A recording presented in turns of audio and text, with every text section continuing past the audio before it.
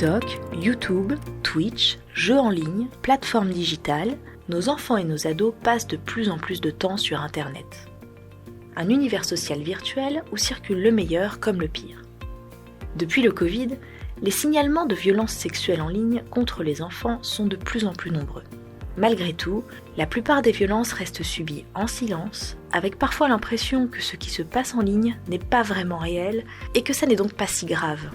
Un sentiment d'impuissance pour faire face aux violences sexuelles subies peut aussi émerger. Le rôle des professionnels travaillant auprès des enfants est fondamental. Ils peuvent informer les enfants que toute violence sexuelle est grave, même en ligne, et de l'importance de les signaler pour se protéger.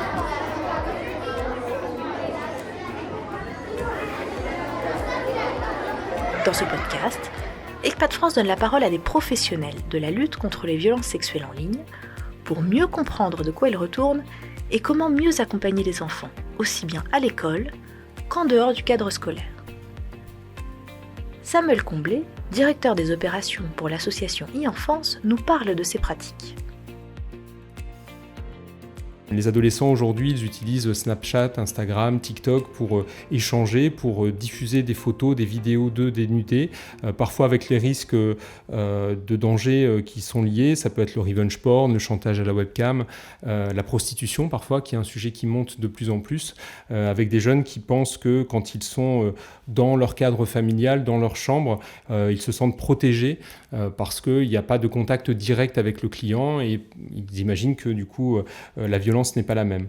Les violences sexuelles, on les voit aussi sous le prisme des contenus choquants auxquels les jeunes peuvent avoir accès, et parfois, là encore une fois, dès le plus jeune âge, de manière parfois volontaire et parfois involontaire. La sexualité, encore une fois, via la pornographie, elle peut s'afficher au travers d'un site de streaming ou d'un site de jeux vidéo qu'un jeune, parfois très jeune, peut utiliser, et il va être confronté à ces contenus avec, quand ils ne sont pas préparés, quelque chose d'extrêmement intrusif, voire traumatique, parce que ça fait violence pour le jeune et il n'a pas forcément la possibilité d'en parler à des adultes parce qu'il a l'impression d'avoir mal fait en regardant ces contenus. C'est justement notre travail de le rassurer, de pouvoir lui dire qu'au contraire, il ne faut pas garder le silence, mais aller en parler à des adultes de confiance pour le rassurer, etc.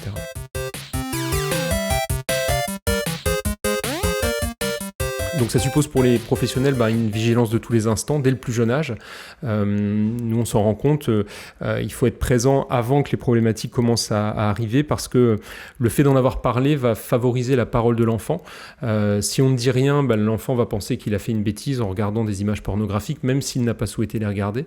Et donc notre travail, c'est de pouvoir, je vais le dire un peu familièrement, mais mettre les pieds dans le plat et puis oser parler d'un sujet qui, en général, touche l'intime. Les professionnels n'ont pas forcément une facilité à pouvoir le faire, mais je pense que c'est à partir du moment où on accepte de protéger les enfants et de s'en occuper, ça devient un passage obligé parce que si les professionnels ne le font pas, les adultes proches de l'enfant, de l'entourage familial et parental notamment, n'a pas toujours non plus les moyens. Ça veut dire qu'un enfant peut traverser parfois toute sa vie d'enfant et d'adolescent sans avoir eu une sensibilisation, une prévention autour de ces risques et ça me semble être une mise en danger d'une génération entière d'enfants parce que c'est des choses qui ne se découvrent pas toutes seules et la présence des professionnels est absolument incontournable.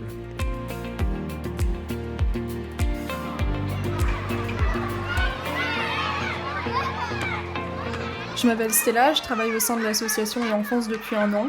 Je vais dans les écoles, les collèges et les lycées dans toute la France pour faire des interventions dans lesquelles je traite de cyberviolence sur Internet ou sur les réseaux sociaux. J'ai en tête l'exemple d'une jeune fille qui est en 3e et elle était choquée par l'attitude de ses copines sur les réseaux. Elle se sentait mise à l'écart et surtout elle voulait protéger ses amis.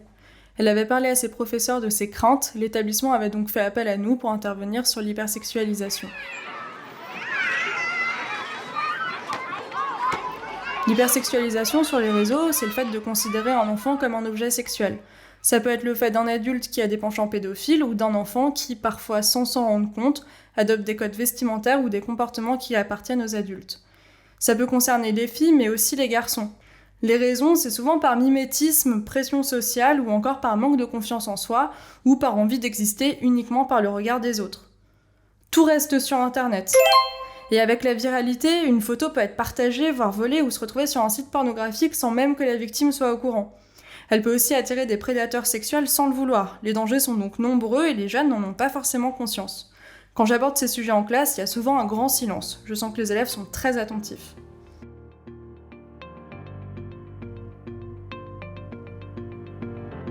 Les violences sexuelles en ligne sur les enfants ne sont pas toujours visibles depuis le cadre scolaire. Il est donc important de sensibiliser les enfants et leurs parents directement sur Internet. C'est justement une partie du travail d'ECPAT France, qui mène des campagnes digitales comme la campagne Clickable, cofinancée par l'Union européenne. Nous menons aussi une campagne de prévention contre les violences sexuelles soutenue par la région Île-de-France, une campagne créée par les enfants et pour les enfants. Ces campagnes visent toutes à prévenir les violences sexuelles en ligne, sensibiliser les parents aux dangers auxquels sont exposés les enfants ou informer l'enfant qu'il ou elle n'est pas seul. Il peut s'agir par exemple de supprimer des images publiées sans son consentement sur Internet, comme nous l'explique Louise Florent, juriste analyste chez Point de Contact.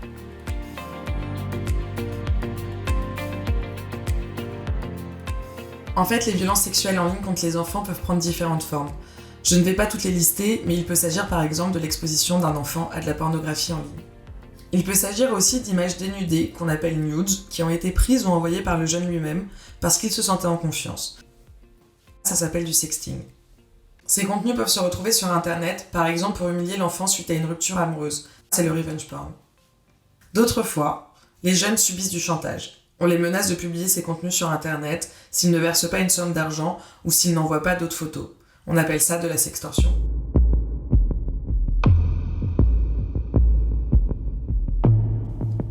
Il est important que les enfants et les professionnels qui les accompagnent sachent qu'il existe des solutions et que nous pouvons retirer ces images d'Internet si on nous les signale. Chez Point de Contact, notre travail c'est de recevoir les signalements et de vérifier si les contenus sont illicites au regard de la loi. Si c'est le cas, on agit directement en coopération avec les autorités et les hébergeurs pour obtenir le retrait des contenus illicites le plus rapidement possible. Le point essentiel dans le signalement est de bien savoir repérer quelles sont les situations à risque. Ici, le rôle des professionnels est primordial pour aider les enfants à identifier ces situations, mais aussi pour les aider, avec leurs parents, à signaler. Il faut savoir qu'en cas de doute, il vaut toujours mieux signaler un contenu choquant rencontré lors de sa navigation. Très concrètement, si un mineur est témoin ou victime d'un contenu de violence sexuelle en ligne, il peut nous le signaler gratuitement et anonymement. Il peut le faire via notre formulaire sur notre site internet, via un module ou encore sur notre application mobile. Il faut voir le signalement comme un acte citoyen et responsable permettant de rendre Internet plus sûr et sécurisé pour tous.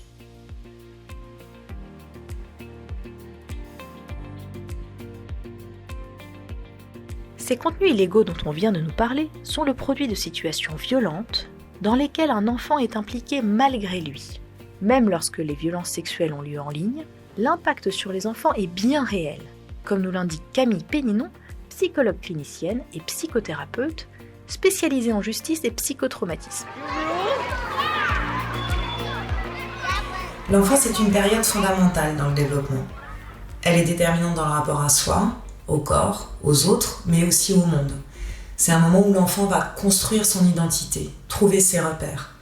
Mais c'est aussi une période de fragilité, de vulnérabilité et d'immaturité. Les enfants sont encore naïfs quant à la compréhension de la sexualité, des relations sociales et des risques parfois encourus. Les violences sexuelles en ligne envers les mineurs, bien qu'étant sans contact physique direct, peuvent provoquer des dégâts considérables dans la réalité. Qu'est-ce que les enfants victimes de telles violences peuvent éprouver ?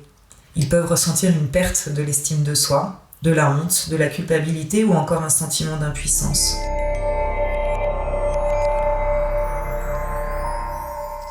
Les enfants victimes de telles violences peuvent avoir des réactions diverses en fonction de leur personnalité, de leur entourage, de l'environnement, du contexte dans lequel se sont passées ces violences.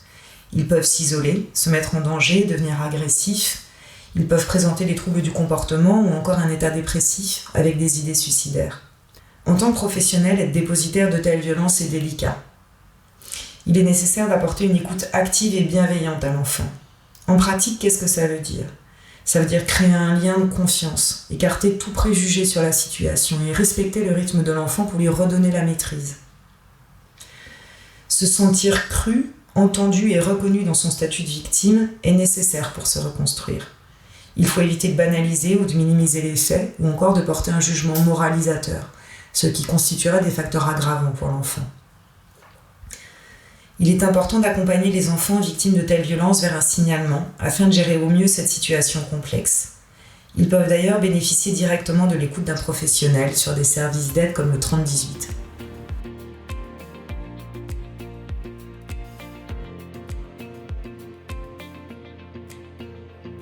Alors on se rend compte sur notre plateforme 3018, sur la ligne d'assistance de l'association e-enfance, que la sexualité est très présente dans les thématiques d'appel.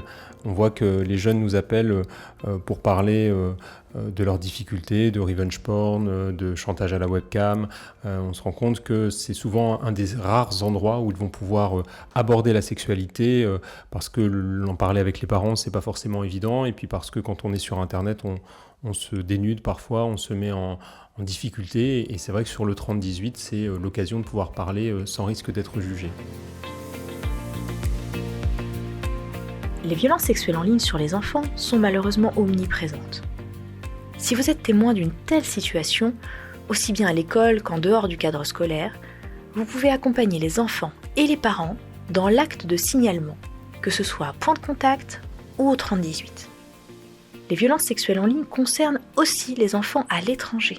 C'est le cas par exemple de l'exploitation sexuelle des enfants dans le tourisme et les voyages, et du live streaming.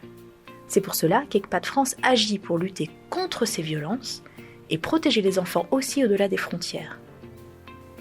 Si vous êtes témoin de violences sexuelles en ligne sur un enfant, en France ou à l'étranger, n'hésitez jamais. Signalez.